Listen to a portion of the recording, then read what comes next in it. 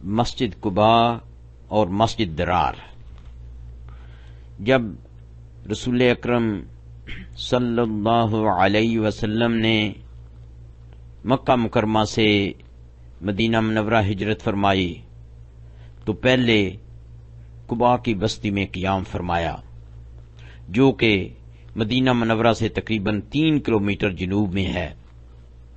آپ اس بستی میں چند دن ٹھہرے اور وہاں ایک مسجد تعمیر کی جس کا نام مسجد قباء ہے۔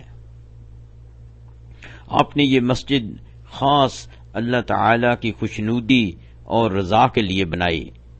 اللہ تعالی کو آپ کا یہ عمل بہت پسند آیا۔ سورہ توبہ نمبر 109۔ افمن اسس بنیانہ علی تقوی من اللہ وردوان خیر ام من اسس بنیانہ علی شفا جرف نہار فانہار به فی نار جہنم واللہ لا یہدی القوم الظالمین۔ بھلا جس شخص نے اپنی عمارت کی بنیاد خدا کے خوف اور اس کی رضامندی پر رکھی وہ اچھا ہے، یا وہ جس نے اپنی عمارت کی بنیاد گر جانے والی کھائی کے کنارے پر رکھی، وہ اس کو دوزخ کی آگ میں لے گری، اور خدا ظالم لوگوں کو ہدایت نہیں دیتا۔ قباء کے علاقہ میں قبیلہ بنو عمرو بن عوف مقیم تھے۔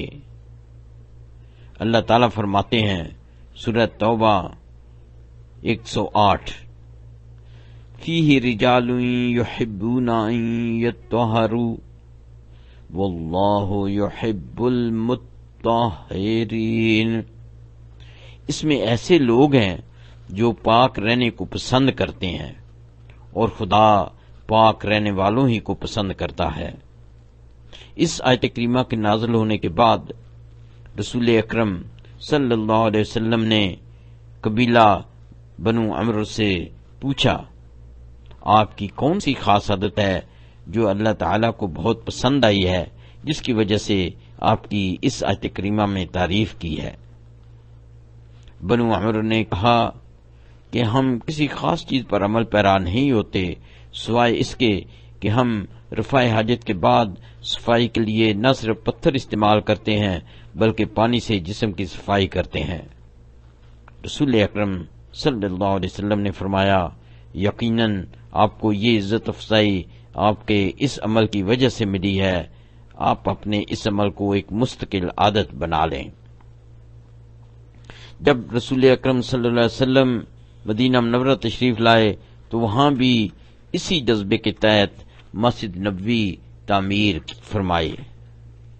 اس لیے سورہ توبہ کی آیت نمبر 109 کا اطلاق مسجد نبوی پر بھی ہوتا ہے۔ ترمذی شریف میں درج ہے کہ مسجد قباء میں نماز ادا کرنے کا ثواب عمرہ کے ثواب کے برابر ہے، اور مسجد نبوی میں ایک نماز ادا کرنے کا ثواب کسی دوسری مسجد کے مقابلے میں 1000 نمازوں سے افضل ہے سوائے بیت اللہ شریف کے۔ بخاری شریف میں درج ہے کہ رسول اکرم صلی اللہ علیہ وسلم ہفتہ میں ایک بار مسجد قباء پیدل یا سواری پر جاتے تھے، اور حضرت عبداللہ بن عمر رضی اللہ عنہ بھی اس سنت پر کاربند تھے۔ اس کے خلاف منافق لوگ ہر وقت خفیہ سرگرمیوں میں مصروف رہتے تاکہ مسلمانوں کو نیچا دکھایا جائے۔ مثلا قرطبی نے ایک عیسائی عالم کا تفصیلی قصہ بیان کیا ہے۔ اس شخص کا نام ابو عامر تھا۔ اس نے مدینہ منورہ میں رسول اکرم صلی اللہ علیہ وسلم سے ملاقات کی، لیکن اسلامی تعلیمات سے اتفاق نہ کیا۔ بالآخر اس نے رسول اکرم صلی اللہ علیہ وسلم کو چیلنج کیا اور بولا، ہم دونوں میں سے جو بھی جھوٹا ہے وہ اپنے رشتہ داروں سے دور کسی دوسرے علاقے میں فوت ہوگا۔ اس نے اسلام کے دشمنوں کی حنین کی جنگ تک ہر لڑائی میں مدد کی، لیکن ناکام اور رسوا ہوا۔ بالآخر مایوس ہو کر شام کو بھاگ گیا۔ کیونکہ ان دنوں شام ہی عیسائی سرگرمیوں کا گہوارہ تھا۔ وہ شام میں اپنے رشتہ داروں سے دور فوت ہوا۔ شام میں قیام کے دوران ابو عامر نے مسلمانوں کے خلاف ایک سازش کی۔ اس نے روم کے شہنشاہ کو مدینہ منورہ پر حملہ کرنے کی ترغیب دی۔ اس کے علاوہ اس نے مدینہ منورہ کے منافقوں کو ایک خط لکھا جس میں انہیں مدینہ منورہ میں ایک مسجد نما عمارت تعمیر کرنے کو کہا تاکہ اس عمارت کو منافقوں کے اتحاد اور سرگرمیوں کے لیے استعمال کیا جا سکے، اور جب روم کا بادشاہ مدینہ منورہ پر حملہ کرے تو یہ منافق متحد ہو کر اس کی مدد کریں۔ پس مدینہ منورہ کے 9 منافقوں نے قباء کی مسجد کے قریب ایک مسجد بنائی جس کا نام مسجد درار رکھا۔ ان کا یہ دعویٰ تھا کہ یہ نئی مسجد بوڑھے اور بیمار لوگوں کی سہولت کے لیے اور مسجد قباء میں نمازیوں کی بھیڑ کو کم کرنے کے لیے ہے۔ ان منافقوں نے رسول اکرم صلی اللہ علیہ وسلم سے درخواست کی کہ وہ اس نئی مسجد میں نماز پڑھائیں تاکہ لوگوں کے دلوں میں منافقین کی سرگرمیوں کے بارے میں کوئی شک و شبہ نہ رہے۔ رسول اکرم صلی اللہ علیہ وسلم نے ان سے کہا کہ فی الحال میں تبوک کی جنگ کی تیاری میں مشغول ہوں، جنگ سے واپسی کے بعد تمہاری خواہش پوری کروں گا۔ جب رسول اکرم صلی اللہ علیہ وسلم تبوک کی جنگ سے واپس تشریف لا رہے تھے تو راستے میں اللہ تعالی نے منافقوں کی چالاکی کا پول کھول دیا۔ پس رسول اکرم صلی اللہ علیہ وسلم نے اپنے چند صحابہ کرام کو بھیجا کہ مسجد درار کو مسمار کریں اور آگ لگا کر تباہ کر دیں۔ اس واقعہ کی تفصیل سورہ توبہ میں ہے، سورہ توبہ 107 اور 108۔ والذین اتخذوا مسجدا درارا وکفرا وتفریقا بین المؤمنین وارصادا لمن حارب اللہ ورسولہ من قبل وَلَيَحْلِفُنَّ إِنَّا أَرَدْنَا إِلَّا الْحُسْنَى وَاللَّهُ يَشْهَدُ إِنَّهُمْ لَكَاذِبُونَ لَا تَقُمْ فِيهِ أَبَدًا لَمَسْجِدٌ أُسِّسَ عَلَى التَّقْوَى مِنْ أَوَّلِ يَوْمٍ حَقٌّ أَنْ تَقُومَ فِيهِ رِجَالٌ يُحِبُّونَ أَنْ يَطَّهَّرُوا واللہ یحب المطہرین۔ اور ان میں ایسے بھی ہیں جنہوں نے اس غرض سے